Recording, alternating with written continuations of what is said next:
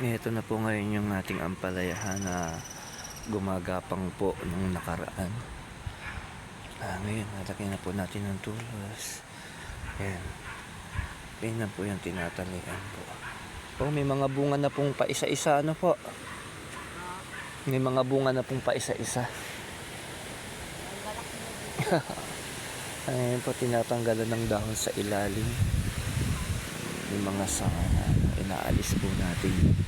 May bunga na pong pa isa-isa. Okay pa rin po ang bunga na po kahit third generation na po.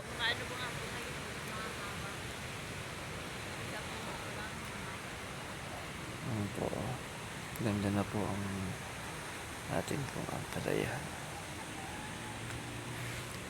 May mga dagdag pagkakakitaan po na yung dahon po na sanga na kaya po nito tinatanggal po yun.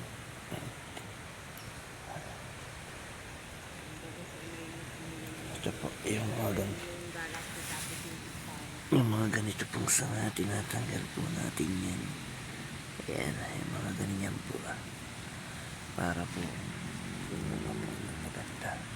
Kaya lang papahabain pa po natin dahil yan po ay binibenta po namin dahil binibenta po yun 25 per tali, kaya wala pong sayang ba.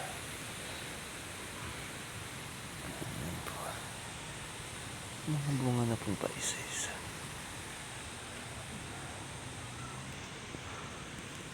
Hanggang sa muli, dagdag pagkakakitaan po ang pagtatanim ng gulay.